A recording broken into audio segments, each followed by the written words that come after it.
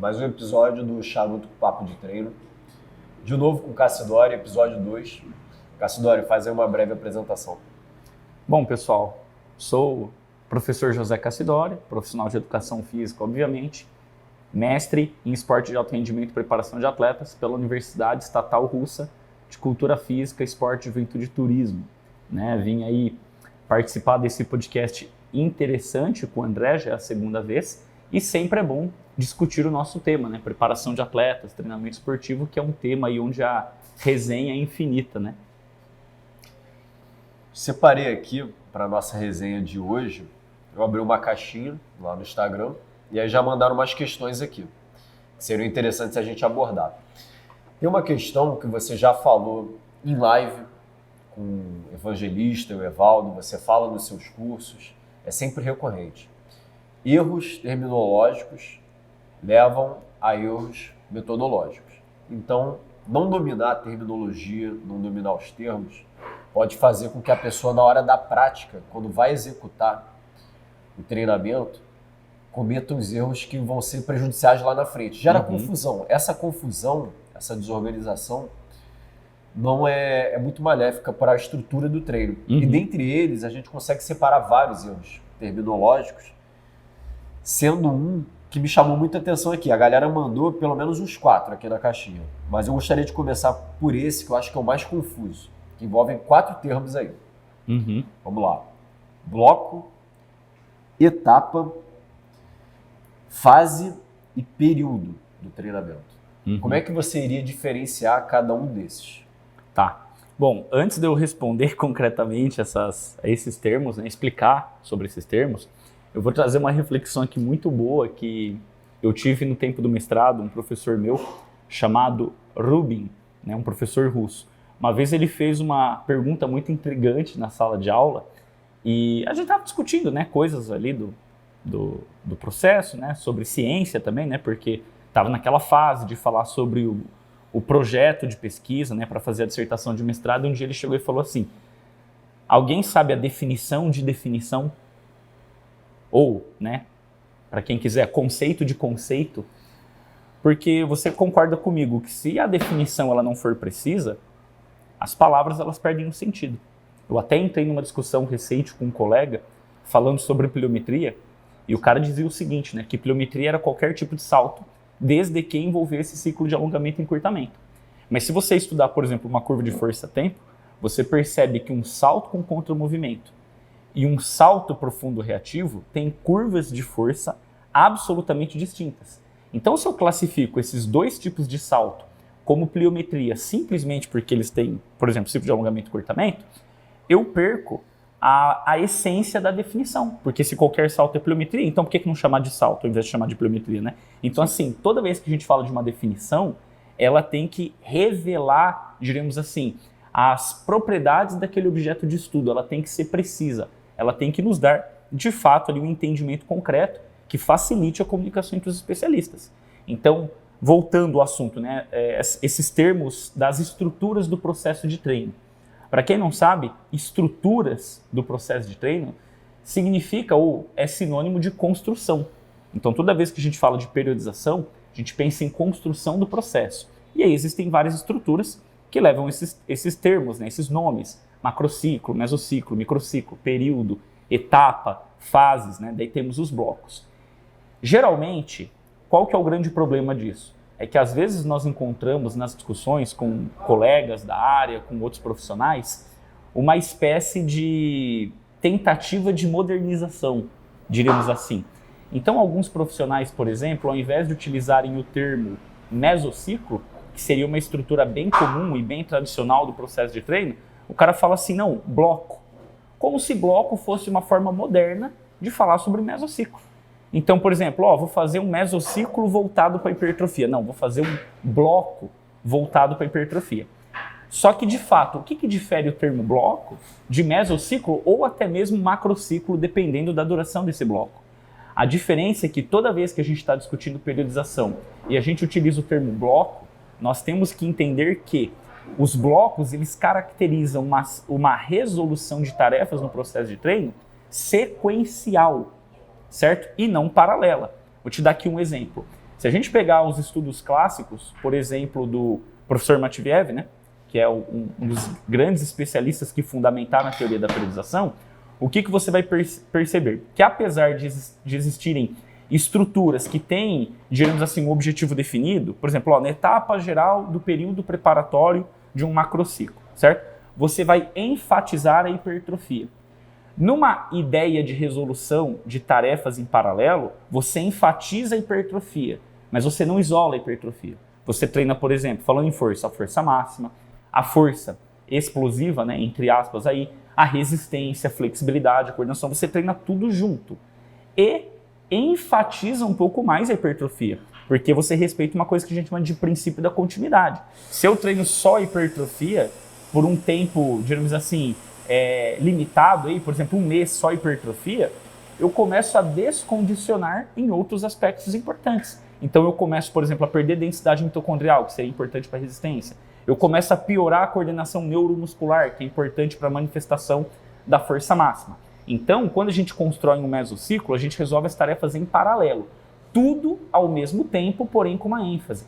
Quando a gente trabalha com bloco, que começou inicialmente lá com o material do professor Verkhoshansky, depois teve outros especialistas também, tanto do leste europeu quanto ocidentais, que utilizaram esse termo, a gente está falando justamente de uma resolução sequencial. Então, por exemplo, por um mês eu treino somente a hipertrofia, bloco 1. No outro mês eu treino somente a força máxima, bloco 2.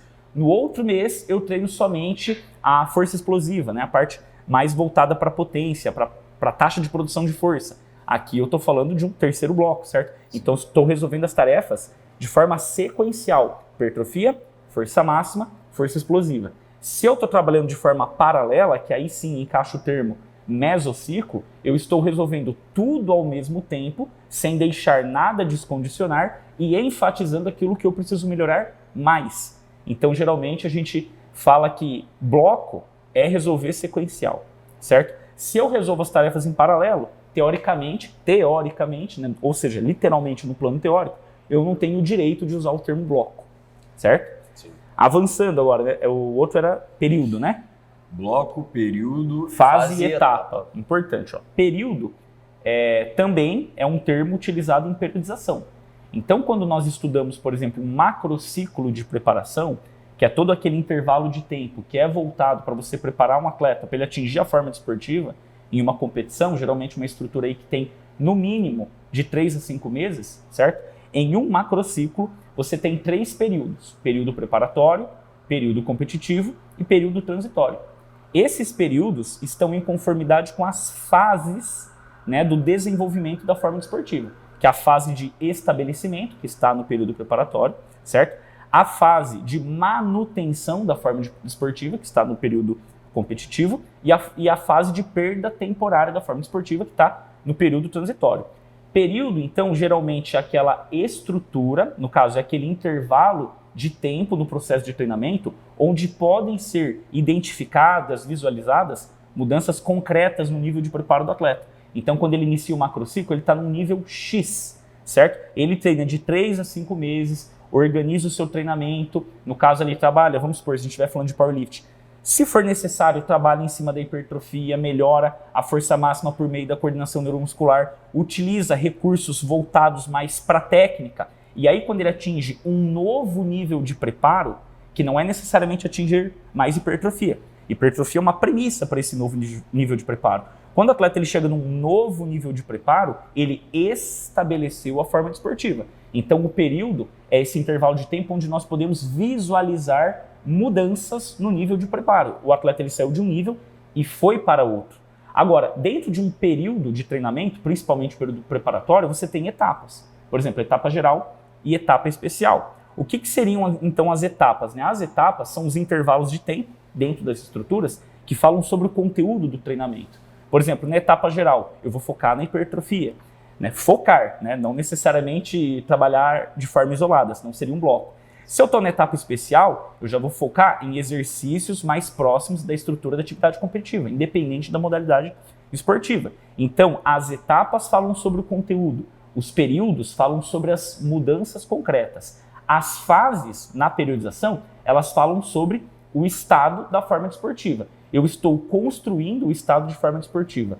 Eu atingi a forma desportiva e eu saí da forma desportiva. Isso é cíclico, porque nenhum atleta consegue manter essa forma desportiva por mais de 2 meses. Lembrando que forma desportiva, se lembrarmos bem do conceito, né, das definições, até trazendo aquela reflexão que eu comentei, né, do meu professor da Rússia, né, que qual é a definição de definição? Né? Ela tem que revelar o conteúdo, a essência daquele termo. Então, a forma desportiva nada mais é do que um estado ótimo de preparo físico, técnico, tático e psicológico de forma integrada e harmoniosa que permite ao atleta atingir grandes resultados esportivos junto de determinadas condições em cada grande ciclo de treinamento. Quem é esse grande ciclo de treinamento? O macrociclo. Quem são essas determinadas condições? É quando você cria as premissas lá na etapa geral, né, concretiza essas premissas na etapa especial do período preparatório e, de fato, atinge um novo nível de preparo, porque a essência do esporte é essa, o desenvolvimento contínuo do atleta a longo prazo, de um macrociclo para outro macrociclo, o atleta tem que estar melhor. De um ano para outro ano, o atleta tem que estar melhor. Então, essa é a essência da periodização. Então, aqui a gente falou tanto de fase, quanto de período, quanto de etapa. Falamos da diferença, por exemplo, de um mesociclo, que busca resolver as tarefas de forma paralela, e também falamos de blocos que buscam resolver as tarefas de forma sequencial. Você falou um termo interessante agora no final, que o objetivo da periodização é de ano em ano, ou de macrociclo em macrociclo, para ficar melhor, se busca uma melhora da performance. E tem um termo que é muito utilizado, que está popular agora, no Instagram, na internet, que é sobrecarga progressiva.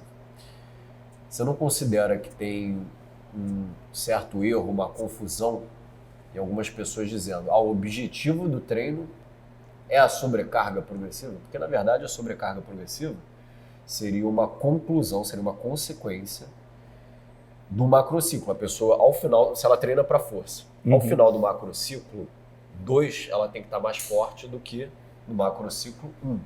Pronto, teve progresso. Mas você tem essa impressão, eu tenho essa impressão pelo menos, que quando se fala muito o objetivo é sobrecarga, isso gera uma pressão psicológica, ou às vezes até na hora de montar um treino, os treinadores podem montar de modo errado, que é a cada semana essa pessoa tem que aumentar a carga, que esse é o objetivo da periodização. Mas não é. Ela tem que aumentar essa carga no momento correto, quando vai competir. Porque se for aumentar, literalmente de semana em semana, esse seria o caminho mais rápido para estagnar, correto? Torna-se impossível melhorar, né? Se você tentar aumentar frequentemente. É aquele ditado do 1% melhor cada dia, né? Se o cara tiver 1% melhor cada dia, considerando que é um crescimento exponencial, né? Porque, por exemplo, se hoje eu estou a 100%, amanhã eu estou 1% melhor, para depois de amanhã é 1% de 101%, não é mais de 100%. Então, chega no final do ano, a quantos por cento? Eu tô 15 vezes melhor do que anteriormente. Como é que está esse supino depois de 5 anos? Depois de 5 anos. 5 toneladas. 5 toneladas de supino. Então, vamos pensar o seguinte, ó. Quando a gente fala em sobrecarga progressiva, né, a gente chama isso na literatura do treinamento desportivo de princípio da progressão. Princípio da progressão de cargas, né, ou princípio do aumento gradual das cargas de treinamento até o limite. Esse é o termo correto, e daí entre parênteses progressão.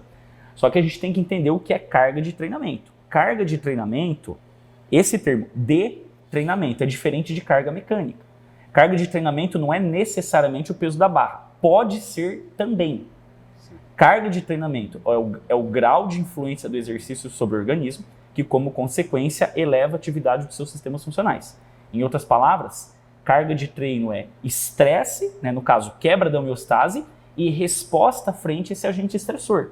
Então eu faço um exercício durante o treino, minha frequência cardíaca aumenta, o meu mecanismo de termorregulação faz eu transpirar para fazer a temperatura ficar normal, certo? Eu vou hiperventilar e consumir mais oxigênio para produzir ATP. E após o treino, quando eu estiver cansado, meu corpo, ele vai ter alguns mecanismos ali, por exemplo, de sinalização celular, mecanismos de expressão gênica, respostas endócrinas, imunes. Então, carga de treinamento é o efeito do exercício sobre o organismo que, como consequência, eleva a atividade dos sistemas funcionais. Ou seja, quanto mais difícil é o meu treino, maior é o estresse que eu sofro. Independente da intensidade do treino, independente do peso que eu levante, no caso que seria intensidade, independente do volume, existem ferramentas. Eu posso aumentar o estresse sobre o meu organismo sem aumentar a intensidade. Por exemplo, aumentando o número de séries, o número de sessões de treino num dia, o aumento do número de dias de treino em um ano, tudo isso é aumento de carga. Então, progressão não é aumento de carga de treinamento somente por meio do aumento da intensidade. Porque vamos pensar em powerlifting, né? Intensidade é o peso que você vai colocar na barra. Certo? Claro que intensidade, na verdade, é um módulo de uma força. Então, eu poderia pegar uma barra com o mesmo peso e simplesmente levantar mais rápido.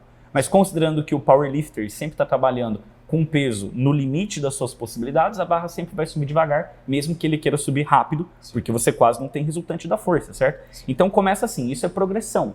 Só que progressão é uma ferramenta, é um princípio do treinamento. É algo que o treinador tem que utilizar. Não pode ser o objetivo de uma periodização. O objetivo de uma periodização é fazer o atleta melhorar no esporte. Né? É a mesma coisa você chegar num jogador de futebol e falar assim, para que a gente treina? Para aumentar o agachamento de 80 para 100. Isso não faz sentido algum. O jogador de futebol treina para jogar futebol melhor. O corredor de 100 metros rasos treina para correr 100 metros rasos melhor. E dentro desse processo de treino, não é somente a velocidade de corrida. Tem a reação no bloco, né, quando o árbitro dá o tiro, né, essa questão de latência ali entre o momento em que ele escuta e o momento que inicia a contração muscular, tem que diminuir esse tempo. Ele tem a aceleração, né, a saída do bloco, a aceleração, esse ganho de velocidade nos primeiros 50 metros, tem a velocidade máxima, tem a perda de velocidade no final. Diante disso, ainda tem aspectos relacionados, por exemplo, com questões psicológicas, qual que é o peso social dessa competição, qual que é o peso pessoal daquela competição para esse atleta. Então, a periodização do treinamento, ela busca resolver todos os problemas que estão dentro do processo de preparação de um atleta, e não sobrecarga. Sobrecarga é uma ferramenta, você vai utilizar a sobrecarga para evoluir no processo de treino, natural, né? E, na verdade, eu nem gosto do termo sobrecarga, né? Muitas vezes a gente escuta as pessoas falando sobrecarga progressiva. Eu prefiro utilizar o termo carga progressiva, né? Porque aparece assim, pelo menos na língua portuguesa, que sobrecarga é uma carga que não dá para aguentar, né? Geralmente é a impressão que se passa. Mas claro que a gente utiliza isso esses termos de forma intercambiável, não tem problema. A gente entende o que quer dizer, o que as pessoas querem dizer com sobrecarga. Sim. Quer dizer, dificulte o movimento com mais peso, vai diminuir a resultante da força, vai ficar mais difícil e vai aumentar a influência do exercício sobre o organismo, né, causando dessa forma aí um efeito de carga de treinamento maior e, consequentemente, adaptação. Então, sempre, objetivo da periodização, aperfeiçoar o atleta de forma contínua, ou seja, o atleta deve construir uma forma desportiva a cada macrociclo de treinamento. De um macrociclo para o outro, ele tem que se apresentar um pouco melhor. A tarefa da periodização é distribuir as influências de treino, no caso, as cargas de treino, ao longo do tempo, de uma forma na qual permita com que esse atleta atinja esse pico de performance, né, no caso, essa forma desportiva, justamente em conformidade com a data de realização das competições mais prestigiosas. O que a literatura traz em geral é que um macrociclo ele tem que ter pelo menos de 3 a 5 meses. Por quê? Se você falar de um macrociclo, por exemplo, de 20 dias, em 20 dias você consegue até aperfeiçoar algo que você está buscando resolver no treino. Por exemplo, promover hipertrofia ou uma melhora na coordenação neuromuscular. Mas isso são ajustes rápidos que ainda não caracterizam um novo nível de preparo. Forma desportiva é um novo nível de preparo. Tanto que eu sempre digo, toda forma desportiva é um pico, mas nem todo pico é uma forma desportiva. Forma desportiva é aquele pico que é superior à da forma desportiva anterior. Por exemplo, se ano passado, vamos supor, você é do powerlift, você fez um agachamento com 250 quilos. Claro que no powerlift a gente soma o supino, o agachamento e o terra. Mas vamos pegar aqui como parâmetro só para ficar mais fácil, né? Não ficar fazendo as pessoas somarem, levantou 700 quilos, né? Divide lá nos 3 exercícios. Vamos pensar assim, você faz agachamento com 250 quilos. Aí, sai do macrociclo anterior, teu resultado piora um pouco, porque você saiu da sua forma desportiva. Aí no outro macrociclo você constrói o processo de treino e atinge 250 quilos de novo. É um novo pico. Naquele ano foi o melhor resultado, mas não é uma forma desportiva, porque não foi um resultado superior ao do ano anterior. Você não caracterizou desenvolvimento a longo prazo. Deveria ser no mínimo 255, 252. Exatamente. Então, o objetivo da periodização é desenvolver a forma desportiva de macrociclo para macrociclo. Este é o objetivo. Uma coisa que as pessoas não entendem. As pessoas acham que periodizar é montar uma estrutura de treino para atingir um pico. Está errado. O objetivo da periodização é evoluir de macrociclo para macrociclo, buscar o aumento contínuo da performance, porque essa é a essência do esporte. A tarefa da periodização, um bom treinador, ele cria um mecanismo de organizar essas influências de treino, no caso, as cargas de treino ao longo dessas estruturas micro, meso, macro, dentro dos períodos e dentro das etapas, para fazer com que a forma desportiva, que ele atinja a forma desportiva, que ele tenha estabelecido ela, né, justamente em conformidade com essa data de realização das competições principais. Então, 3 a 5 meses de preparação rígida é vamos dizer assim, é um tempo legal para a gente observar adaptações diversas. Não é só hipertrofia. Tem hipertrofia, tem a coordenação neuromuscular, tem os ajustes técnicos, né, as mudanças cinemáticas e dinâmicas do movimento, tem a questão também da noção de ritmo, né? A gente hoje, na verdade, eu estava conversando isso com o Diego, né? Às vezes o powerlifter, o cara ele fala assim, pô, aprendi lá no curso que dá para usar energia elástica. Daí você vai abaixar rápido. Só que é o seguinte, se você abaixar rápido para usar energia elástica, isso dá certo quando você pega um peso que não está no máximo. Quando você pega um peso máximo e você desce rápido, o que acontece? A barra acumula energia cinética, porque ela está em movimento, e no momento da transição, é como se por um instante ali ela pesasse muito mais. E às vezes isso gera reflexo inibitório do órgão tendinoso de Golgi. Então, por exemplo, isso é uma noção técnica. Em certos contextos, pode ser até tática. Às vezes, numa competição, o atleta pode ficar ansioso, errar lá na determinação do peso, errar na tática, certo? Às vezes, com a ansiedade excessiva ou com algum outro fator psicológico que deixa esse atleta estressado, ele não consiga realizar o máximo da sua força. Então, 3 a 5 meses para resolver todas as tarefas de treino, participação de competições de segundo escalão, aprender a lidar com a questão da pressão da própria torcida, da pressão do próprio evento social na vida daquele atleta. Por exemplo, primeira vez que eu vou para um campeonato mundial. Pô, o atleta fica super ansioso porque ele vai para o campeonato mundial. Então, para ele aquilo significa muito. E o significado pessoal para ele acaba atrapalhando no próprio desempenho dele. Não consegue focar no desempenho porque está preocupado com o resultado. Porque assim, o resultado ele é construído como efeito de cada ação que você executa no momento da competição. Se o cara pensar no resultado, ele desconcentra da ação. Então, o resultado não vem. Então, isso é um tipo de coisa que a gente resolve, não é só com carga de treino. Tem participação em competição, tem conversas, diálogo, a parte de psicologia. Então, a gente costuma dizer que de 3 a 5 meses dá para você construir uma forma esportiva.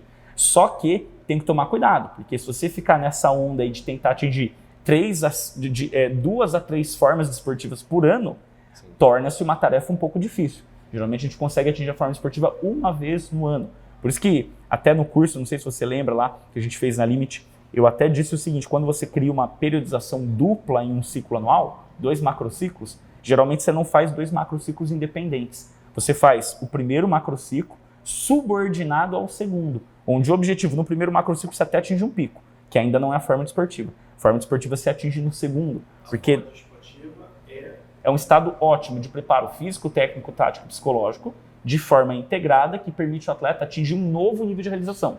É que assim, a forma desportiva você poderia atingir num bloco, dependendo da modalidade esportiva, ou numa periodização tradicional que resolve as tarefas em forma paralela. Então vamos dizer assim, bloco resolve de forma sequencial. Sim. Mesociclo, dentro da estrutura do macrociclo, resolve de forma paralela. A forma desportiva é o produto do processo de treino, certo? Agora, dependendo da modalidade, dá para trabalhar com bloco, porque você não entra em conflito. Vou te dar um exemplo, você pega arremesso no atletismo, arremesso de peso, lançamento de dardo.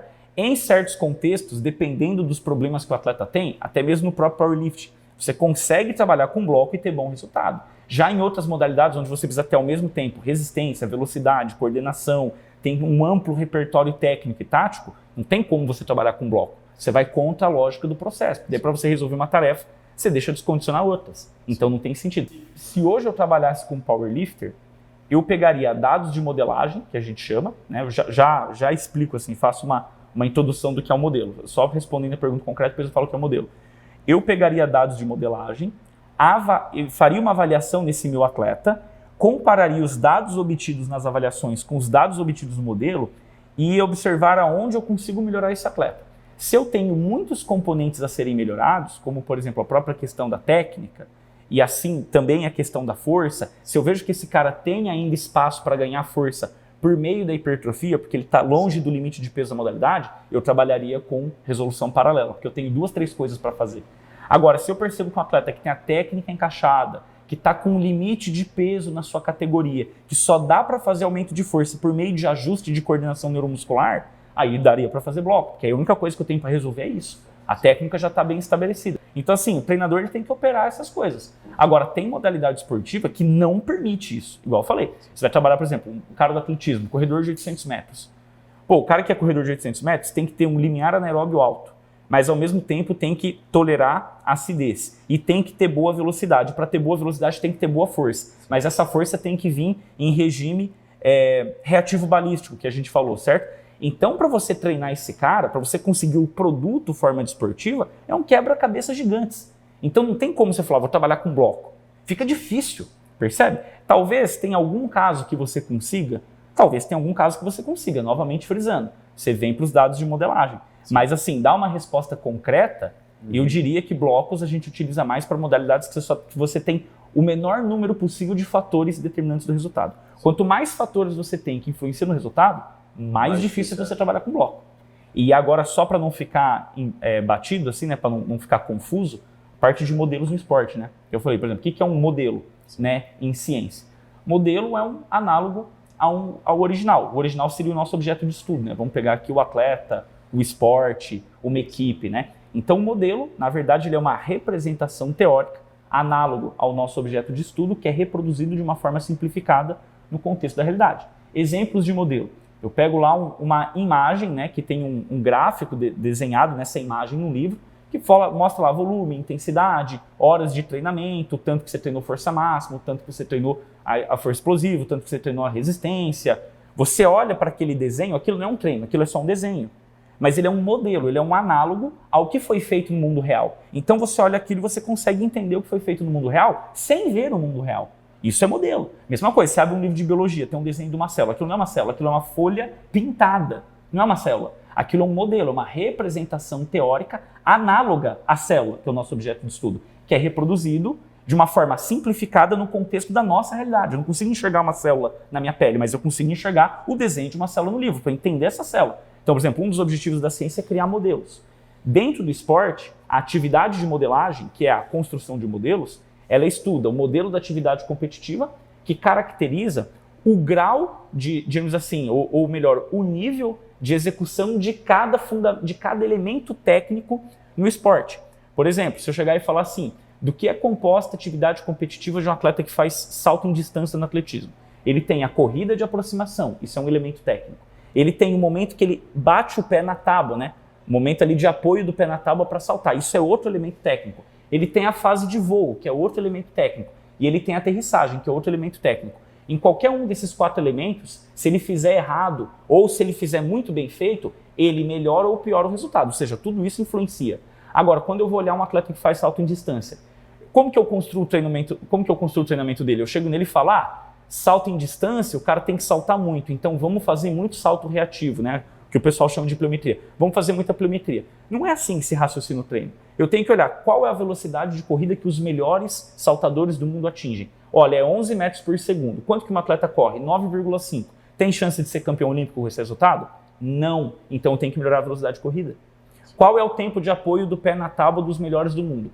De 100 a 150 milissegundos. Qual que é o tempo de contato do meu? 170 milissegundos. Opa, aqui dá para melhorar. Ou então se eu tenho um atleta que faz o contato de 100 milissegundos. Tá bom, não preciso ganhar ainda mais, diminuir mais ainda o tempo de apoio. Qual que é a altura de elevação do centro de massa na fase aérea do salto? É X. Então, aonde que eu tenho reserva de melhoras? Percebe? Então, por exemplo, quando eu tenho os dados de um modelo, eu consigo comparar o meu atleta com o modelo para saber o que eu tenho que melhorar. E a partir dessas informações que eu coleto é que eu começo a operar conhecimentos concretos que eu tenho sobre periodização, sobre as estruturas do processo, sobre as leis que regem a formação da maestria desportiva ou as leis que regem a construção da forma desportiva, né? Lembrando que maestria desportiva é uma coisa, forma desportiva é outra, apesar de serem termos aí parecidos. Eu pego esse conjunto de conhecimentos que eu tenho, que são revelados nos princípios do treinamento, e com base naquele contexto situacional que eu estou comparando dados, eu falo, vou trabalhar com bloco, ou vou trabalhar com resolução paralela, vou montar uma periodização de 2 macrociclos, de 3 macrociclos, ou de 1 macrociclo no ciclo anual. Vou fazer um período preparatório mais longo, vou fazer um período preparatório mais curto. Vou aumentar o volume na etapa geral, porque eu percebo que o meu atleta ele tem maior reserva de aumento de força por meio da hipertrofia, que eu vou trabalhar na etapa geral. É uma criação de premissas para futura forma desportiva, percebe? Então, periodização não é modelo, não é rígido, não é fechado, não é dogmático. Periodização é criatividade, é operar conhecimentos. Tanto que eu gosto muito de uma fala do Platônico. Ele fala o seguinte, que é muito difícil você pegar um estudo concreto para avaliar a periodização. Porque a periodização, a teoria da periodização, ela funciona como metateoria. Ou seja, ela é a teoria da teoria. Ela pega vários postulados teóricos de diferentes áreas e busca criar uma interconexão entre elas para coletar, no caso ali, o melhor produto disso tudo, certo? Então, você operar esses conhecimentos é que é a grande arte do treinador. Agora, é claro que a gente fala um pouco de arte, porque tem criatividade, mas um pouco também de ciência pura, conhecimento de física, biomecânica, química, bioquímica, psicologia, sociologia, antropologia, entender o atleta, entender o processo de treino, entender o processo pedagógico, né, toda essa parte pedagógica, metodológica, e construir da melhor forma possível. Aí sim, podemos falar em preparação racional do atleta. Agora, reduzir o objetivo de uma periodização a sobrecarga, eu tenho que aumentar o peso do treino de hoje para amanhã. Isso é pífio, isso é ridículo. Isso é você minimizar uma teoria que foi desenvolvida por gerações e gerações de pesquisadores ao longo de 60, 70 anos, a nada. Há um conhecimento que você tem de fisiologia que você aprendeu, que o músculo treina hoje, ele faz microlesão, que gera processo inflamatório, faz uma cascatinha de sinalização lá que envolve mTOR e faz síntese de proteína nos próximos 10 dias. Sim. Você reduzir a periodização a isso é uma gota de água no mar. É bem o efeito de Dunning-Kruger, né? Que seria aquele início, quando a pessoa está começando a entender, aí lê sobre sobrecarga progressiva, já fala, pronto. Agora sabe de tudo. Vou sair tacando isso todo mundo. Dando um exemplo, Júlio, em relação a você mesmo. Você perguntou de pico e de forma esportiva. Você teve um melhor resultado no levantamento terra de 292,5 no estadual. Ele levantou aqui no estadual ou no Campeonato Carioca 292,5. Se você levantar 287,5, você está em pico. Você está em pico. É um pico que você conseguiu para o campeonato. Que é uma carga muito alta, que você não consegue levantar qualquer dia da semana. Mas você não conseguiu superar o seu resultado anterior. Entendeu? A partir do momento que supera o resultado anterior, você levanta 297,5, 305, 310, aí sim você aumentou, você atingiu a forma esportiva. Você está um novo nível de preparo. Um novo nível de preparo. Você tem que melhorar de um macrociclo para o outro. Isso. Posso fazer só um adendo nisso? Pode. Importante lembrar que isso é a forma desportiva. Esse pico, que não é superior ao anterior, o próprio Matveev, que é o cara que fundamentou a teoria da periodização, ele chama isso de quase forma desportiva. Porque assim, eu não sei se traduzindo a palavra seria quase, porque em russo ele escreve assim, K mudo, quasi esportivo noiforme, né? Tipo, quase forma desportiva. Por quê? Porque você não atingiu um novo nível de preparo, você voltou naquele nível anterior, do macrociclo anterior. Só que assim, isso não quer dizer que a tua periodização necessariamente está errada, porque tem alguns fatores importantes. Se a gente pegar a carreira de um atleta, vamos dizer ali que ele começa a praticar com 7, 8 anos de idade, né? Isso assim, na maioria das modalidades, não necessariamente um powerlift, né? Na maioria das modalidades, ele passa ali por um longo estágio de formação da maestria esportiva, tipo 10 anos de treino. Chegou na maestria esportiva, virou um atleta profissional, começa a competir. Vamos dizer que essa fase aí, que ele chega esse momento que ele chega no nível profissional, ele tem uns 20 anos de idade. Um exemplo, na maioria dos esportes. Dos 20 até uns 25, 27, 28, o atleta ele vai melhorando. Só que chega um momento na vida dele que ele já tem uma base de 20 anos de treino, ele já tem experiência e o organismo dele já está começando a envelhecer, vamos dizer assim, 30 anos de idade. Nesse caso, começa a ficar difícil criar uma nova forma desportiva, porque o atleta ele já está num estágio de manutenção dos resultados e não de crescimento dos resultados. Não vai ver atleta de 30 anos, 35 anos batendo recorde pessoal. Claro que existem exceções, mas foge um pouco da norma, certo? Então, no geral, quando o atleta ele passa de uma certa idade, ele não consegue mais construir uma nova forma desportiva. mas ele consegue voltar em níveis anteriores que são importantes para ele competir em alto nível e continuar no cenário mundial ou nacional no esporte de alto rendimento, né? Então tem essas nuances também que são importantes de serem compreendidas. Antes que você fique... Antes que você... Que foi? Antes que ele fique desesperado. Que eu vou escutar Pra mim? Pra mim? Porra, vai, completa aí. Antes que ele fique desesperado, você falou que passou dos 30 anos. É difícil de passar, atingir um novo nível. Ele já olhou ali, ó, ih, fudeu. Já olhou ali. Mas isso tem a ver com o que ele está falando, tem a ver com o tempo de prática direcionada de forma profissional para o esporte. Então, por exemplo, no caso do futebol, um jogador que joga pela seleção brasileira, desde os 8 anos de idade, está jogando muita bola. Está praticando já a escolinha.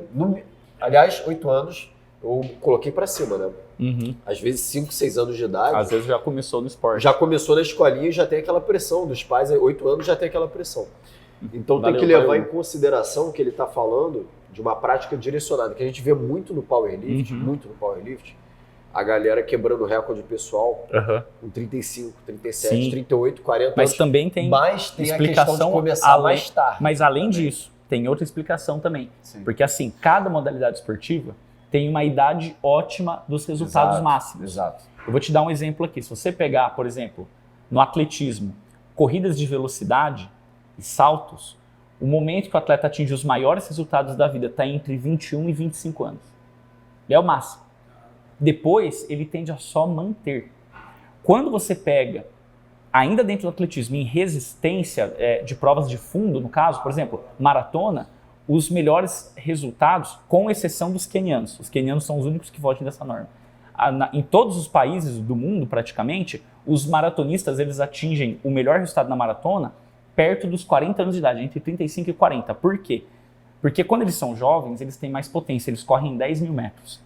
5 e 10 mil metros no atletismo, Sim. que é uma prova de potência aeróbia mais forte. Então, hoje os caras estão correndo 10 mil para 26 minutos. Pô. Isso aí dá um pace bem para baixo de 3 minutos, dá 2,45, 2,43 de pace. Absurdo. Quando o cara ele fica mais velho, que ele vai para a maratona é uma prova muito longa e que baixa o reservatório energético do atleta. Nesse caso, um dos fatores mais determinantes do resultado é a economia da técnica. Então, vale muito a experiência motora e a própria tática de distribuição de energia, controle do estado psicológico, várias coisas. Então, o maratonista ele atinge o ápice dele lá depois dos 35. No powerlift, por exemplo, em esportes de força pura, vamos dizer assim, também é normal essa tendência. Você vê o cara batendo esses grandes resultados nessa idade. O fisiculturismo também, só que assim, o fisiculturismo vamos colocar assim como um esporte à parte, porque a gente sabe assim que no fisiculturismo, de uma forma geral, assim, eu não sei se esse seria o termo certo, mas é como se, de certa forma, existisse uma permissão de doping, vamos dizer assim. De certa Sim. forma é isso, certo? Todo fisiculturista de elite, né, ele tem que utilizar de uma prática farmacológica bem extensa. Então, nesse caso, né, ele meio que burla as leis naturais de desenvolvimento do organismo a longo prazo. Né? Então, no fisiculturismo, a gente também vê o cara, para chegar no ápice do corpo dele, na questão da hipertrofia, ele precisa de uma experiência muito grande, né? Então o cara vai chegar lá no ápice dele aos 35, 40 anos de idade, certo? Você vai ver um fisiculturista de elite com 22 anos de idade. Você praticamente não vê, muito difícil. Você pode até ver o cara que está iniciando a carreira, tal, com grandes resultados, mas ele vai construindo a longo prazo justamente porque ele consegue driblar essa biologia natural, digamos assim, né? Até porque cada modalidade tem um contexto social, né? Por exemplo, se você pega um atleta de elite, por exemplo, no atletismo, ele consegue viver só de atletismo. Se você pega, por exemplo, um jogador de futebol que está na 3ª divisão do Campeonato Brasileiro, ele consegue viver só de futebol relativamente bem. Se você pega um jogador de futebol de Série B, porra, o cara ganha entre 50 e 100 mil reais por mês. Então, o cara vive bem pra caramba. Às vezes você pega um atleta que é o melhor do Brasil num esporte, por exemplo, sei lá, levantamento de peso olímpico, o cara ganha um Bolsa Atleta, sei lá, que eu tô chutando, eu não sei o valor exato, mas vamos supor, de 10 mil reais. Já é mais difícil, às vezes o cara tem que fazer algum trabalho complementar na vida dele, né? Então é como se ele ficasse quase que um atleta amador. Que assim, qual que é a diferença de atleta profissional e atleta amador? Atleta profissional ele vive de esporte. O atleta amador, independente do resultado esportivo que ele tenha, ele não vive somente de esporte. E muitas vezes o esporte nem é a atividade principal na vida dele. Sim. Né? Então a gente tem esses probleminhas aí.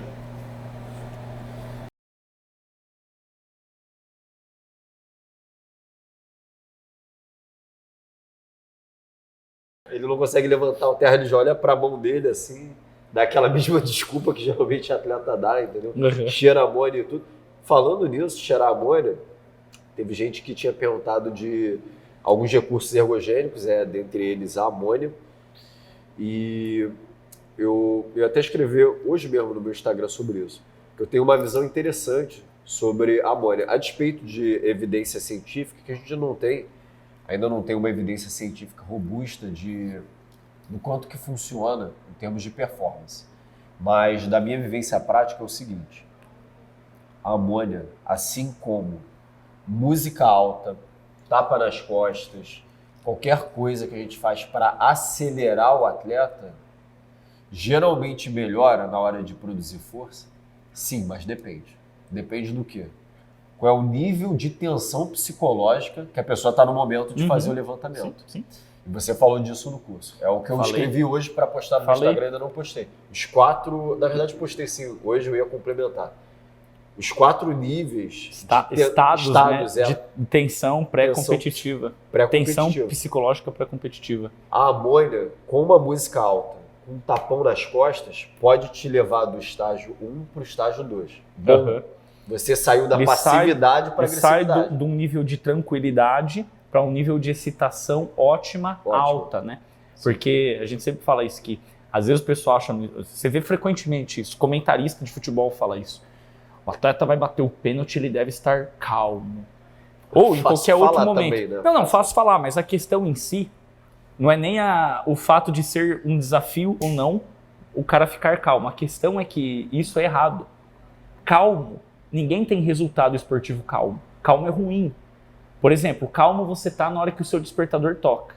Você levanta da cama. Você acha que se você levantar da cama, você tá calmo, você faria o teu recorde de agachamento na hora que você levanta da cama?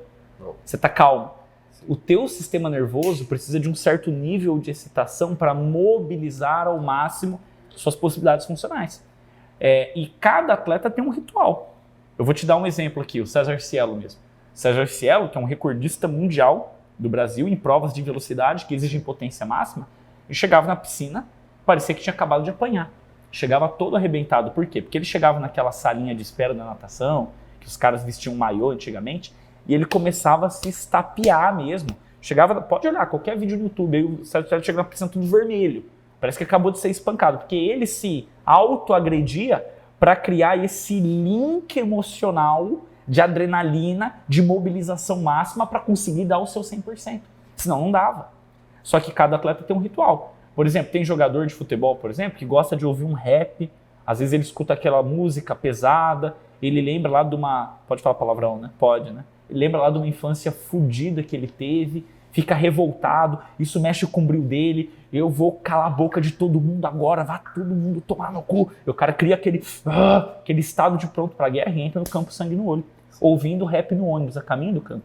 Sim. Percebe? Então cada atleta ele tem um ritual. A gente tem que entender que não existe norma para isso. Eu não vou chegar em você e te encher de tapa e achar que você vai bater teu recorde. Talvez funcione, talvez não. Porque cada pessoa tem um jeito. Por exemplo, tem atleta que o ritual para entrar nesse estado ótimo de excitação psicológica é ficar quieto, concentrado no que ele vai fazer. Tá ali, focado. Tem atleta que não, precisa dar uma despertada, precisa dar uns tapas na cara. Outros atletas já estão perturbados pela própria semana, certo? De ansiedade e tal. E às vezes esse cara já chega no campo muito sangue no olho e tal, não sei o quê. Vou pegar demais. A gente vê isso muito em jogo de futebol. O cara vai jogar semifinal, final de Copa Libertadores. O cara toma cartão amarelo com 45 segundos de jogo, porque o adversário estava com uma bola na lateral e de repente o nosso jogador vai lá e dá uma voadora para tirar a bola, chuta a bola para cima e sai gritando para a torcida porque ele tá muito louco, sabe? Aí o cara excede, já toma cartão amarelo. Tomou cartão amarelo com 45 de jogo, 45 segundos de jogo. O que acontece com a confiança desse cara? Ele é um marcador, é um volante, é um zagueiro. Putz, agora eu não posso encostar nos caras. Tem ainda 89 minutos e meio de jogo e eu já estou amarelado, mais um eu tô fora. Sim. Percebe? Então, o nível de excitação ele não pode ser muito alto. Não é quanto mais louco, melhor. Né? Que os jogadores de futebol chegam, os caras terminam o aquecimento, vai lá, reza, eles têm muita fé. Você vê, o cara tem fé. O cara que é muito religioso, orar aumenta o nível de excitação dele. Sim. Então, cada um tem o seu mecanismo, o seu próprio caminho para criar esse estado. Às vezes o jogador ele cria esse estado, ele sai muito louco, sai dando tapa na porta do vestiário e tal. Chega no campo, pum, cartão amarelo com 45 segundos de jogo. É ruim. Então, veja, só que daí não é que o cara tem que ficar calmo. Você tem que controlar para ele sair do excesso para vir para o nível ótimo, que é distante do calmo. Ele está apto, está ativo, está excitado neuralmente, quer vencer, mas mantém um nível de concentração alto. Porque o cara, quando ele está calmo, a concentração está baixa, ele está pensando devagar, ele está sono no campo de jogo. Aí ele cria um estado psicológico adequado, onde ele fica ligado, onde ele toma decisão rápida, onde ele acerta, onde ele tem toda essa virilidade, essa energia, ele mobiliza suas capacidades fisiológicas funcionais. Sim. Se ele passa muito do ponto, ele começa a tomar decisão antecipada, antes da hora certa. Sim. Ele é precipitado. Ele não é assertivo, percebe? Aí entra com força excessiva num lance, força desnecessária, nível de excitação acima do nível ótimo. Coordenação, a precisão de um passe, de um chute. É que tem um quarto ponto que diz o seguinte. Ó, por exemplo, o primeiro é excitação baixa, calma. Só que é aquilo que a gente fala, né? Se acordou. Como dizia um outro professor meu no mestrado, né, professor Sopov. Calmo, meu irmão, totalmente calmo, o cara só tá no IML. Sim. Lá ele está totalmente calmo. Acordou, você existe, você vive, teu coração bate, algum nível de excitação você tem. Mas que é distante do ótimo para você conseguir o resultado máximo. Aí o cara ele cria um mecanismo para atingir esse nível ótimo, ele chega no nível ótimo. Se ele se excita demasiadamente, ele passa do nível ótimo e fica excitado demais. Se o cara, por exemplo, está muito calmo, o que é recomendado? Aquecimento que perturba o cara. Palavras, diálogos. Às vezes você chega no atleta e falou, o adversário falou que vai te moer hoje. O cara, quê? Aquele filho da... Sabe? Não vai. Mexeu com o cara, mexeu com o bril. Percebe? Eu lembro que o Sopro, esse meu professor na Rússia... Subiu o sangue. Ele falou que uma vez ele estava fazendo um trabalho com um lutador de MMA. E sabe o que ele fez? Ele percebeu que o cara estava muito tranquilão, chegou no aquecimento. Vamos dizer assim, vamos fazer uma analogia para o futebol brasileiro. O cara estava só ouvindo um sambinha, dando risada, né? Sei lá, falando do rolê que ele ia fazer depois. Não tá focado. Sabe o que ele fez? Esperou o cara terminar o aquecimento. Quando estava prestes a entrar, o cara já está aqui pensando na luta. Ele chegou, olha a doideira que o psicólogo fez, psicólogo do esporte. Foi lá no cara do nada e deu um beliscão bem forte nele. Bem forte. E o cara, numa coisa tipo inesperada, tipo, ô, tá maluco? Que porra é essa?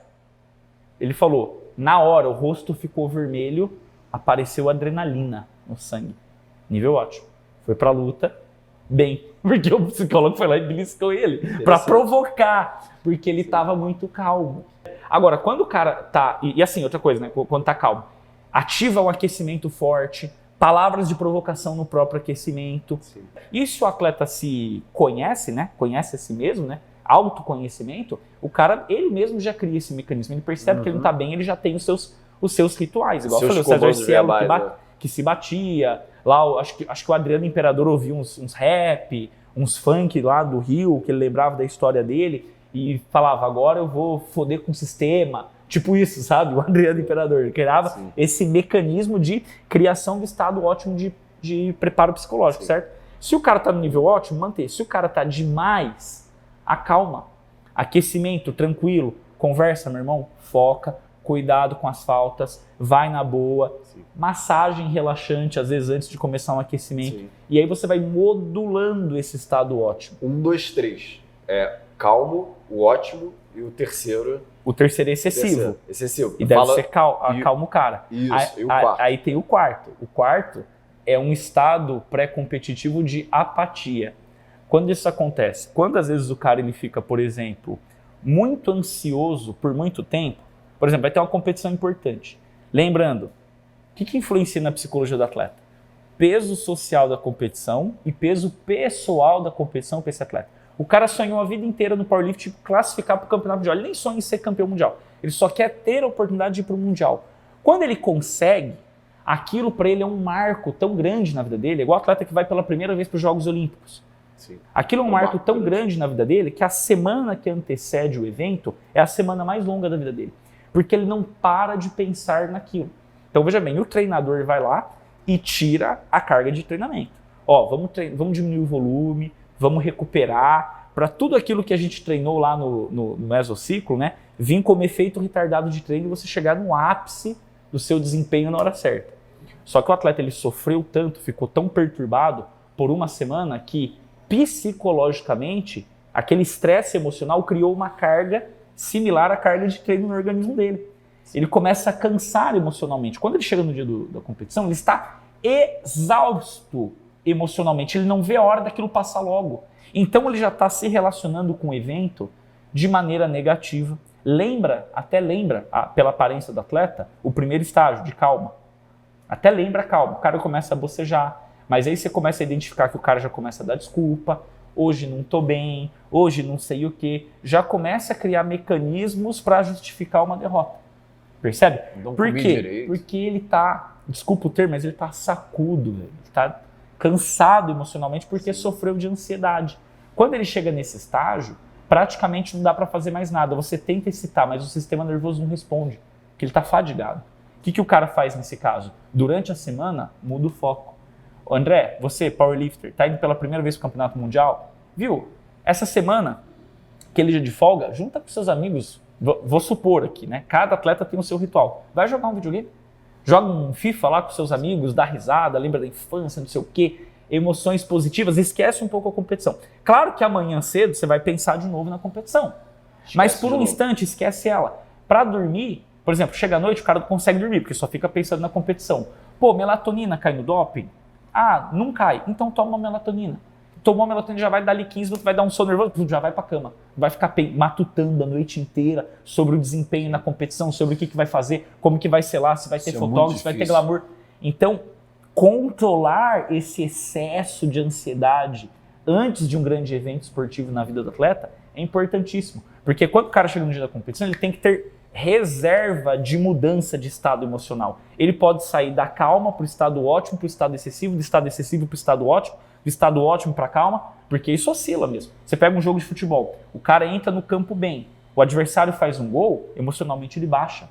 Às vezes está com 40 minutos do segundo tempo, teoricamente os dois times estão cansados. Um time faz o gol, em virtude da mudança de estado emocional do time que fez o gol, parece que o time que tomou o gol está mal fisicamente e o time que fez o gol está bem fisicamente. Então o narrador vem e fala, o time tal precisa de preparo físico, porque os jogadores estão se arrastando. Não é que o cara está mal fisicamente, tem mitocôndria, tem miofibrila, tem tudo. Só que como abalou emocionalmente, você desligou o sistema nervoso. O cara não tem mais energia, porque ele está triste, tomou um gol agora. Então os estados emocionais eles ficam oscilando, dependendo do desenrolar da competição. Você pega lá, Fabiana Müller na Olimpíada de 2008 em Pequim.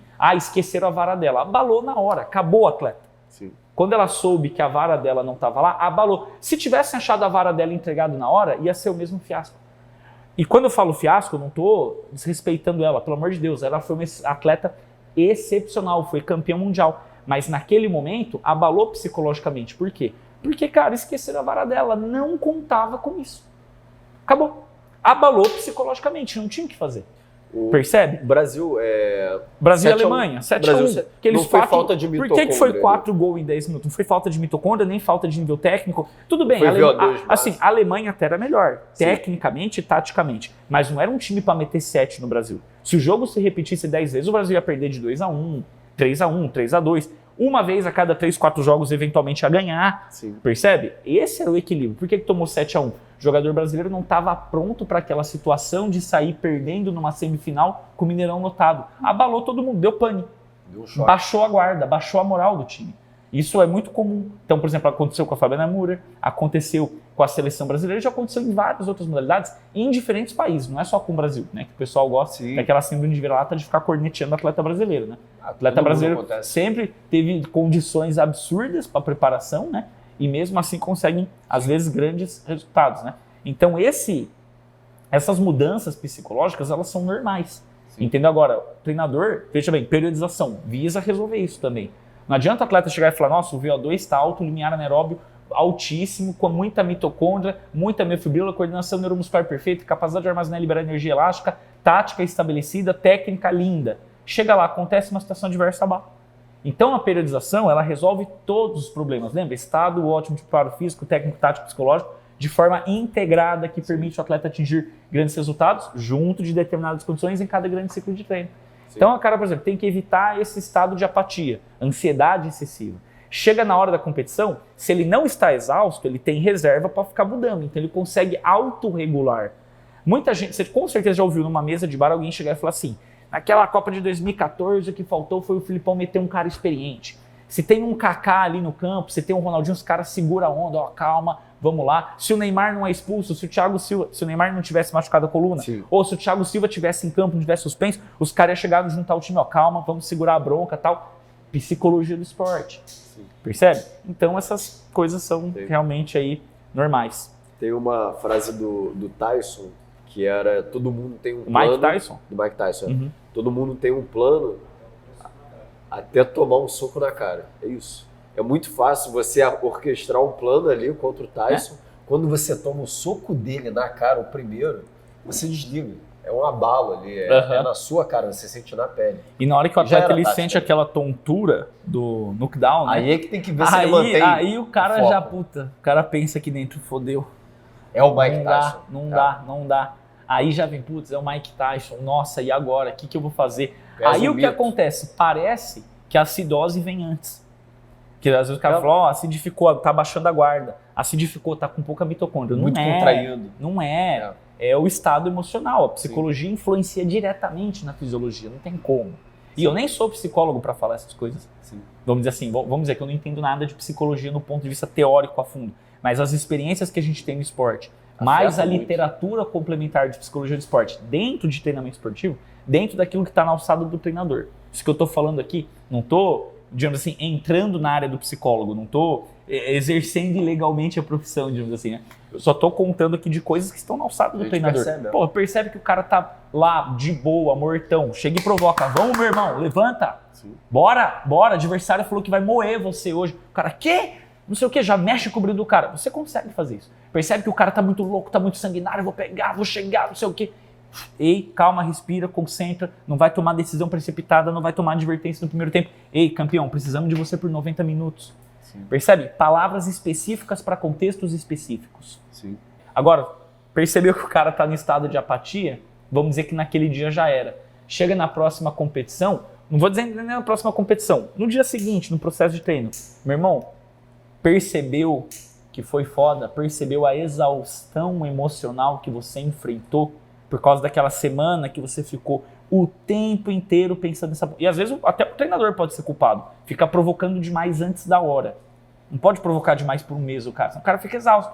O cara se sente pressionado e fica exausto. Aí já muda o foco. Ó, próxima vez, competição importante, tenta mudar um pouco o foco. Assim, e quando eu falo mudar o foco, não é esquecer, é alternar momentos que você está pensando na competição, momentos que você está se concentrando, momentos que você foge um pouco daquele nível de estresse. E você vê, ó, pela própria experiência empírica, você vai chegar e falar assim para mim, cara, parece absurdo. Por isso que eu não gosto, o que eu vou falar agora, eu não gosto de treinador, ou melhor, não é nem treinador, pesquisador, que fala mal de treinador ou fala mal de atleta porque ele acha que os caras são burros. Eu não gosto. Vou explicar por quê. Tem muita coisa que o jogador fala que assim, ele pode não saber argumentar, porque ele não tem domínio de ciências, mas ali está o fino da filosofia ou da psicologia. Às vezes o jogador fala assim, cara, eu preciso dar uma quebrada na noite, tomar uma cerveja, sair, festar e tal. Então os caras tá louco, vai quebrar, concentração, não sei o que, jogador indisciplinado. Porque o cara tá exausto psicologicamente, o cara não aguenta mais ver bola, o cara não aguenta mais hotel, o cara não aguenta mais avião. Ele dá uma quebrada, cerveja faz bem pro jogador? Não, mas para ele, emocionalmente faz bem. Ele tem 100% de preparo físico, ele aproveita 40%, porque ele tá morto emocionalmente. Ele toma cerveja, ele piora o preparo físico de 100 para 90, mas ele usa os 90 na hora que ele vai pro jogo, porque ele Mudou o foco. Verdade. Aí você fala, porra, Grande cerveja é o jeito certo? Não é cerveja, charuto e cachaça que vai fazer o jogador render fisicamente ou um powerlifter. No entanto, você percebe que o atleta precisa de ferramentas para fugir daquele estresse emocional contínuo que é promovido por imprensa, que é promovido por torcedor, que trazendo o exemplo do futebol, né? Que é o esporte mais popular do país. Sim. Promovido por torcedor, né? Toda aquela coisa, o jornalista vai lá e faz pergunta que, porra, atrapalha o cara, deixa o cara perturbado, México, o torcedor. México. Mas o Phelps, o que o Phelps fez quando ele foi campeão olímpico, porra? Várias vezes campeão olímpico. Fumou maconha. Tô dizendo que fumar maconha é bom? Não, essa não é a melhor estratégia. O atleta bem, vou dizer assim, orientado, inteligente, ele na cabeça dele já criou um mecanismo de saber onde que tá o lazer dele. Na vida dele, por exemplo, sem ter que usar maconha, certo? Porra, maconha é um negócio ilícito. E assim, não tô aqui falando de, é minha opinião sobre maconha. Nada disso, não tem política nenhuma nisso. Eu tô dizendo, a gente sabe que maconha é ilícito, pela lei. Então, se o cara fumar maconha, porra, vai dar um bafafá do caralho se pegar, velho. Então, busca um outro lazer. Mas vamos dizer que para ele foi a maconha. Beleza, o cara foi lá, usou, tirou um pouco da pressão, só falava dele. Pensa que por 15 dias, 3 bilhões de pessoas no mundo estavam lá para ver o Phelps nadar. E ele tinha obrigação, tem que bater o recorde do Spitz, que ganhou 7 medalhas de ouro lá em Montreal. Então agora você tem que vir para Pequim, você tem que ganhar 8 medalhas de ouro para você se tornar o cara mais pica da história. Pensa a influência emocional em cima desse cara. Sim, e a aproximação desse estado de apatia pré-competitiva. Talvez tenha sido o que aconteceu em Atenas. Atenas ele fez 6 medalhas, ele não conseguiu fazer as 7. Sim. Lembra? Ele competiu em Sydney com 15 anos de idade. O fenômeno da natação era o Ian Thorpe. Sim. Ele não fez medalha nenhuma, mas todo mundo falou, porra, esse menino é foda, pô, tem 15 anos, já fez índice olímpico. Quando o cara foi para a Olimpíada de Atenas, vai bater todos os recordes, porque no Mundial de 2003, 2005 ele arrebentou. Vai ser o cara. Foi lá e 6. Claro que 6 é excepcional, mas é abaixo do que era esperado para ele. Sim. Abaixo do que era esperado para ele. E abaixo do que ele esperava para ele. Exato. Sim. Então pensa a influência que tem sobre o atleta. E às vezes ele podia ter ganhado 9 e ganhou 6, por quê? Porque às vezes pode ser, né? Não estou dizendo que foi exatamente por isso, mas pode ser que tenha sido por isso. Então a psicologia do esporte é uma coisa que é fundamental no desempenho do atleta. Se você não entender isso, meu amigo, me desculpe. E novamente frisando, tô falando que o atleta tem que tomar maconha? Não. Tô falando que o jogador de futebol tem que tomar cerveja? Não. Eu tô falando que as pessoas que estudam o esporte têm que olhar para essa questão de alívio dessa tensão emocional excessiva. De forma complexa. Claro que se você buscar o meio adequado, é o ideal. Mas você percebe aí que o jogador sem querer faz isso. Inclusive, vou fazer só mais uma aqui. Eu sei que eu tô falando pra caralho. Eu sei, eu tenho essa característica. Mas eu só vou lembrar aqui de um caso, de um cara que trabalhava comigo há muitos anos atrás no futebol. E eu lembro que ele era um cara assim, que ele tinha uma experiência longa no futebol. Eu posso afirmar para você categoricamente que era um bom treinador, porque formou atletas que viraram jogadores profissionais, teve um grande trabalho em várias equipes, e eu lembro que ele tinha uns jargões que eram engraçados, mas não eram engraçados porque ele não sabia do que ele estava falando, era engraçado porque ele era um cara muito simplório. Ele falava errado, português, assim, ele era um tiozão que tinha um jeito assim. Daí os caras mais jovens, o jogador, tirava sarro dele. E às vezes ele soltava uma assim, todo mundo tirava sarro. Ele chegava assim pra mim, né? Na época me chamavam de Juninho, né? Porque meu nome é José Cassidori Júnior. Eu tinha acabado de começar a preparação física, era Juninho. Um dia que eu tava meio puto, ele falava assim pra mim, ô Juninho, tá sem ambiente? Todo mundo falava, como assim sem ambiente? Eu não existo no espaço-tempo para eu estar sem ambiente? O que ele dizia com tá sem ambiente? Você não tá se sentindo bem aqui? Percebe? A percepção dele era fina. E pelo fato, às vezes, dele ser um cara assim que, naquele momento, hoje talvez ele tenha uma formação excelente, mas naquele momento, como ele não utilizava os termos técnicos, como ele não falava de fisiologia, como ele era um cara que ele aparentava ter uma certa ignorância, porque ele só tinha jogado bola, todo mundo olhava pra ele tipo com um certo preconceito, mas ele era um cara que entendia do jogador de futebol, cara. Às vezes... Entendia na pele. Ó. Você vê, veja bem, eu não tô defendendo a ignorância, pelo amor de Deus, eu tô defendendo que a gente tem que estudar pra caralho, ciência, treinamento esportivo, psicologia do esporte, fisiologia do exercício, bioquímica, tudo mais. Mas, por exemplo, às vezes, um cara igual um Joel Santana da vida, né? Lembra do Joel Santana? Ele falava inglês, errado, todo mundo tirava sarro dele, mas às vezes é um cara que sabe mexer com o ânimo daquele jogador que está muito calmo. Às vezes é um cara que sabe perceber que os jogadores estão infelizes naquele grupo, naquele time, com aquele comando. E consegue recuperar essa situação. O jogador mais velho também tem isso. Jogador mais velho, jogador tem um conhecimento de tática fudido, velho. O cara é o cara que faz a tática. Você só pensa. O torcedor chega, falta o time chega jogar aqui, o meio, explorar, fazer mais passes verticais, infiltrar. O jogador, além dele pensar, ele faz e revê depois o vídeo e olha os outros fazendo, e ele sabe fazer aquilo. O jogador é um cara que entende muito de tática. E às vezes o jogador entende de tática, o pensamento dele não está em conformidade com o que o técnico quer pro time. Às vezes o jogador é experiente. Lá quando ele era jovem ele já bateu de frente porque ele achava que ele executava uma função melhor nesse contexto. Mas o técnico olha pro time como um todo. Então o jogador vai ficando malandro. Vê se o Kaká ficou puto quando ele foi pro São Paulo e os caras botou ele para jogar em diferentes posições. Não ficou, cara. Ele fez o papel dele. Porque o torcedor às vezes acha que é videogame, né? O torcedor acha que é... É só driblar, chutar, acabou aí. Exato. Quer voltar na longevidade, que a gente estava comentando? Pô, esse assunto rendeu, né? Falando sobre essa questão psicológica, para mim o atleta favorito, de longe, assim, o Jordan, ele tinha uma abordagem muito diferente, né? Exatamente de acordo com o que você falou agora. Nas finais de 93, por exemplo, ele estava indo pro tricampeonato com o Chicago Bulls. Então, era contra o Phoenix Suns. Ele jogava contra o Phoenix Suns, tinha uns 2 dias de descanso, até ter o próximo jogo. O que ele fazia? Golfe, charuto. Golfe e charuto. Ele já ia correndo, golfe e charuto. Por quê? Para não ficar com a cabeça no jogo durante todos esses intervalos das finais. Sim. E ele, de um fugia modo, da ansiedade excessiva. Ele fugia da ansiedade. Ele rendia bem. Foi a melhor final dele assim, na carreira, que foi a de 93 contra o Phoenix. E para alguns a maior performance de algum jogador da NBA numa final, que foi a de 93. O que ele fazia? Charuto, relaxava, golfe. Ele tinha uma consciência de como ele funcionava melhor. Para que ele, que treinava basquete desde cedo, iria? Primeiro jogo é numa segunda-feira, segundo jogo é numa quinta. Ele perdeu o primeiro. O que ele vai fazer na terça? Ele perdeu o primeiro na segunda-feira, né? Ele vai chegar na terça e vai falar: tenho que mudar a técnica do meu arremesso? Claro que não. A técnica já está formada com 30 anos de treino. Não tem o que fazer. Tem que fazer. Pode correr um pouquinho, fazer uma tática ali com o Jackson, beleza. Mas assim, ele sabe o que fazer.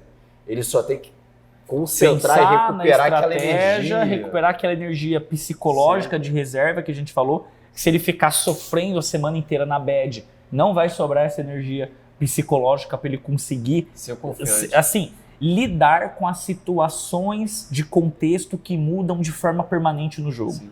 Porra, acabei de dar um toco no cara, daqui a pouco um cara dá um toco em mim, daqui a pouco o cara pulou por cima de mim, dá uma enterrada, daqui a pouco eu vou lá e faço isso. Percebe? Se o cara não tiver essa reserva de energia emocional, porque ele está exausto emocionalmente, não dá. Percebe? Então, assim, tudo isso tem ajuste, sabe? Ele tinha algo de quase místico, né?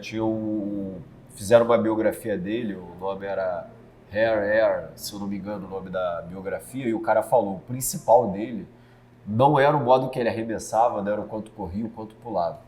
Era o modo que ele estava presente nos jogos que ninguém conseguia estar. Além dessa da final contra o Phoenix, né, dele relaxar no golfe, com o charuto, tem uma segunda história dessas mesmas finais que é muito interessante, que quando o Chicago foi viajar para Phoenix para os últimos, se eu não me engano, os últimos 2 jogos, eu posso estar confundindo agora só se são os últimos 2, o 6, o 7, mas enfim, a final, se eu não me engano, acabou 4-2 para o Chicago, ou foi 4-1 ou 4-2.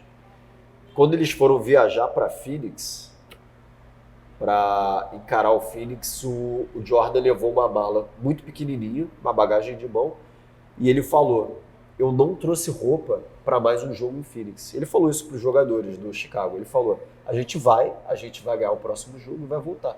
Eu não peguei uma mala, eu não botei 2 ternos na minha mala. Vocês se virem que a gente vai ganhar. Ele passou confiança para a equipe. Você imagina o maior jogador do mundo na sua equipe falando: eu não trouxe roupa para um segundo jogo. Percepção e experiência. Percebe? Ronaldo Fenômeno, mesmo exemplo. Ronaldo Fenômeno no Corinthians. 100 quilos, a barriga vinha aqui, ó. Barriga vinha aqui. Jogava com a camiseta para fora do calção para disfarçar a barriga. E o cara, naquele campeonato paulista, não lembro se foi 2008 ou 2009 lá, acho que foi 2009, né? Que ele meteu aqueles gols contra o Santos. Nossa, não, aquele O que é aquilo? Me fala. Aquilo foi absurdo. O que é aquilo? Aquilo é o sujeito estar preparado para o esporte, cara. Sim. Ele compensa aquele déficit motor, talvez, físico, fisiológico, com todo o repertório técnico, tático, psicológico de um cara que é tão rodado. Eu sou fã do Ronaldo Fenômeno, é um dos meus maiores ídolos no esporte. Justamente porque quando você achava que o cara já era, o cara vinha e falava caladinho, meu irmão, que aqui é fenômeno, aqui é foda, aqui não tem pra ninguém. E fazia isso em E final. o Jordan, mesma coisa. Ele fazia em final. E fazia em final, fazia na hora que o bicho pegava, fazia na hora que era mais difícil. Percebe? Porque o cara era foda. Percebe? Sim. Parte psicológica, mas no que concerne a longevidade, né, que você estava até falando que o Jordan fez isso já numa certa etapa da carreira, e até pegando o gancho com o que a gente falou na parte 1 ali, da longevidade, da forma desportiva, né? Porque acho que já está talvez com essa discussão que a gente já fez de psicologia do esporte, das partes físicas ali, né, a gente vai ficando cada vez mais claro esse conceito, né, do que é preparo para o esporte. Veja bem, alguns atletas, eles conseguem estender muito o estágio da carreira que ele já está na maestria desportiva e ele não consegue mais construir uma nova forma desportiva. Ele já está no momento que ele já esgotou as reservas adaptativas dele, está nos limites genéticos do organismo dele e a idade também já não ajuda muito nessa questão de resposta fisiológica ao treino. Porra, 20, 30 anos de preparação, já conhece todos os meios e métodos de treinamento, já fez de tudo, já tem uma experiência motora fodida, já passou por vários contextos táticos, já passou por vários contextos psicológicos. O que faz, por exemplo, um atleta chegar na Olimpíada com 45 anos e fazer uma medalha, sabe? Ou o que faz você pegar 3 tenistas que estão, 2 ainda jogando, acho que um acabou de aposentar, que estão tudo perto dos 40, continuarem sendo as grandes lendas do esporte. O que faz? Né? Não são atletas que estão atingindo níveis superiores aos de 8, 10 anos atrás. Eles estão tentando manter, só que eles se mantêm mais fortes que os outros. O que faz o que aconteceu no esporte que nas últimas 2 ou 3 edições dos Jogos Olímpicos, a gente percebe uma tendência de atletas mais velhos. Até mesmo em esportes como atletismo, natação. Pô, tem um atleta de atletismo jamaicana, me fugiu agora o nome dela, que quando ela tinha 48 anos de idade, ela correu 100 metros rasos mais rápido do que quando ela tinha 18. Eu vou... Depois, que agora me fugiu o nome. Talvez a cachaçinha aqui, eu esqueci o nome. Eu vou mandar para vocês colocam na descrição do vídeo, quando tiver no podcast. A mulher, ela teve... O pico dela de preparo foi na Olimpíada de Atlanta.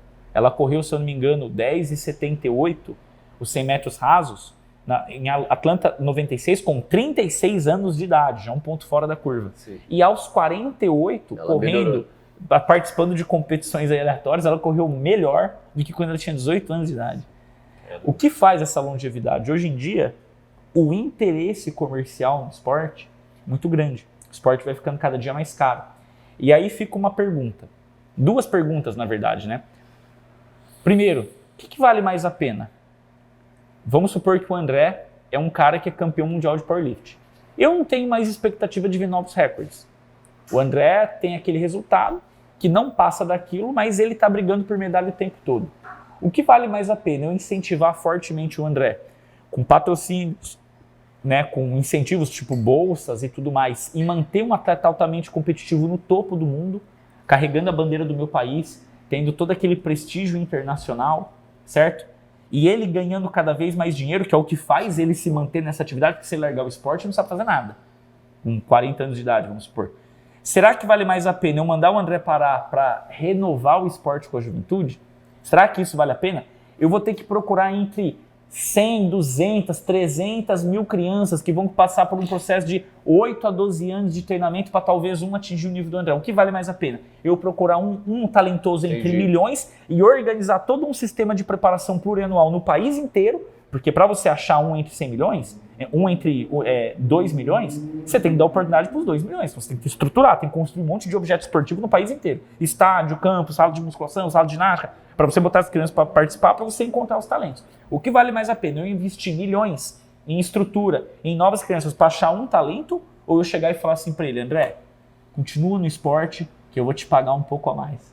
Então vale mais a pena em manter o André, é mais fácil. O caminho é mais fácil. Então aumenta o incentivo financeiro, porque o esporte hoje ele tem reserva para isso. Você pega, por exemplo, esses dias atrás eu estava fazendo uma analogia. Na época do Ronaldinho, para mim o Ronaldinho é um dos maiores jogadores da história. Né? Eu fazendo assim, abrindo um parênteses aqui na nossa conversa. Para mim, o Ronaldinho de 2004 e 2005, se fosse possível viajar no tempo e colocar todos os jogadores no seu ápice de performance, jogar todos no mesmo ano. Você pega, sei lá, o Ronaldo Fenômeno de 97, viaja no tempo e põe ele para jogar. Aquele Ronaldo de 97 em 2004. O Maradona de, sei lá, 86, viaja no tempo e põe ele em 2004. O Pelé de 62, põe ele em 2004. O Neymar de 2014, põe ele lá em 2004. O Messi de 2012, põe em 2004. O melhor jogador do mundo naquele ano era o Ronaldinho. Para mim, maior rendimento esportivo, assim. Mas veja bem, só o pessoal entender, por critério, eu não estou falando da carreira do Ronaldinho. Tem vários jogadores que, para mim, tiveram uma carreira muito melhor que a do Ronaldinho. Se perguntar para mim, quem que você prefere? Quem que você gosta mais, Ronaldo Fenômeno ou Ronaldinho? Ronaldo Fenômeno. Ronaldo Fenômeno é mito para mim. Ronaldo Fenômeno é o cara. O Pelé, olha os números do Pelé. Que absurdo. Os números do Pelé, o Pelé quando... Já viu? Tem até uma página no Instagram que faz uns números, acho que chama 2 na linha, 1 no gol. Que os caras colocam lá quantos gols os caras fizeram com 21 anos. Pô, o cara que tinha mais feito gol era o Ronaldo Fenômeno, tinha feito 161. O Pelé fez mais de 400. Quantos hat-tricks os caras fizeram até os 21 anos? O cara que mais fez 35. O Pelé fez 90. Quantos jogos os caras demoraram para fazer 400 gols? O jogador que mais rápido fez 400 gols na história foi o Romário, em número de jogos, tirando o Pelé. Fez 400 gols em 481 jogos. O Pelé fez em 300 e pouco. Então, você pega os números do Pelé, são os melhores. A carreira do Pelé é linda. Não dá para você discutir. Eu tô falando de rendimento momentâneo. Para mim, né, o Ronaldinho é o cara que teve o melhor rendimento momentâneo. Inclusive, vou até pedir desculpa que eu até me fugiu aqui, que eu abri o parênteses, né, comecei a falar.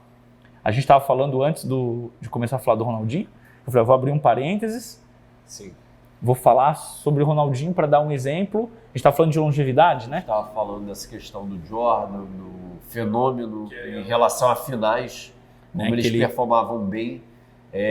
Monetização, o atleta mais velho ganhando mais sim, grana. Lembrei. Sim. A relação de salário. Sim. O Ronaldinho, nesse ápice de performance dele, eu lembro que uma vez eu vi uma matéria na TV, era exatamente sobre isso que eu ia falar, que o salário dele na época, que pra mim, lá em 2004, 2005, eu achava, caralho, velho, que absurdo. Ele ganhava em torno de 3 milhões e 200 mil reais por mês. Ou dólares, não sei. Hoje, o Dudu do Palmeiras ganha 3 milhões e 100 mil reais. O Neymar ganha 24 milhões de reais por mês de salário. O Cristiano Ronaldo está ganhando mais de 80 milhões. O Cristiano Ronaldo ganha quase 1 milhão por ano lá no mundo árabe. Então, lembra que eu estava falando? As relações comerciais. O fato do esporte ter se tornado mais caro fez com que os atletas se estimulassem a estender a carreira, se cuidando mais, se preparando melhor. E se preparar melhor não quer dizer treinar mais. Geralmente a tendência até é diminuir o volume de treinamento dos atletas de alto rendimento. Os mais velhos, você pega atleta com mais de 40 anos que vai para a Olimpíada, ele treina menos em relação ao momento que ele, em relação ao ápice da carreira dele. Por quê? Porque ali ele busca mais economia, a tática. Se ele treina mais, ele entra em overtraining, porque o organismo dele não responde bem à carga de treino. Percebe? Também, então a relação que eu queria fazer quando eu dei o exemplo do Ronaldinho era esse, porque para mim o Ronaldinho é um cara que ele teve um pico de desempenho muito acima do esperado. Quando o Ronaldinho era o showman, que os caras apelidaram ele de showman, ele apresentava um futebol que eu acho que ninguém nunca apresentou, momentaneamente. Não estou falando de carreira, eu não disse aqui que o Ronaldinho é o melhor jogador da história. Eu disse que o pico dele é o mais alto de todos, essa é a minha opinião, certo? O pico dele é o mais alto de todos, mais alto até do que o do Messi, certo? Inclusive até mesmo que o do Pelé, do Ronaldo Fenômeno e tudo mais. O pico. E mesmo assim, quando você olha a questão salarial, comercial, financeira do Ronaldinho, comparado com os caras de agora, é ridículo. Tudo bem que o dinheiro lá em 2004 tinha vamos dizer, um poder de compra maior. Valor maior. Então vamos dizer assim, que 3 milhões do Ronaldinho valeriam, vamos supor, 10 milhões hoje. Tipo, o Neymar ganha o dobro. Você acha que o Neymar, eu gosto muito do Neymar, acho ele fenomenal. O pessoal não gosta dele porque ele é marrento, mas eu acho indiscutível falar do futebol dele. Mas, por exemplo, o Neymar, você acha que ele é o dobro do Ronaldinho, no ápice do Ronaldinho? Desculpe o termo, mas nem fodendo. Entendeu? O Ronaldinho era tão fenomenal quanto foram todos esses outros jogadores que eu citei na história. E a questão salarial mudou completamente. Então, hoje, as relações comerciais incentivam o atleta a permanecer por mais tempo no atleta. Ponto 1. Sim. E o ponto 2 é, para você formar um atleta novo, você tem que fazer uma mobilização gigantesca. Pensa num país, vamos formar atletas de LPO. Você vai montar um centro de treinamento em cada capital do país. Vamos supor lá, 26 centros de treinamento, certo? No país. Em cada centro desse vai ter dois ou três treinadores altamente qualificados, que vão passar por congressos da confederação, vão ter que publicar artigo, vão ter que fazer experimento com os atletas. E esses caras, eles vão pegar atletas que se destacam em competições menores no estado. Para ter essas competições menores no estado, você vai ter que ter várias salas de LPO nesse estado, com vários outros treinadores também qualificados, de qualificação menor do que o da seleção, mas também qualificados. Imagina o dinheiro investido. Sim. Federação, organização, construção de objeto esportivo, preparação de treinador, propaganda do esporte para você fazer a criança querer participar daquele esporte, o adolescente, porque ele tem várias opções. Por que eu vou deixar de jogar bola para fazer LPO? Eu preciso ter uma motivação forte para isso, certo? Então imagina toda a mobilização que você tem para achar um cara foda. Para que, vamos dizer assim, que tem nível para ser um campeão mundial, um campeão olímpico. Então você tem que ter uma mobilização gigante. Então vale a pena eu investir toda a estrutura ou eu chegar no cara que já é foda e falar, te dou mais dinheiro? O que é mais fácil? Percebe? Então acho que essa é uma discussão aí, né, que já né, pode-se dizer assim, o martelo já foi batido. Sem dúvidas.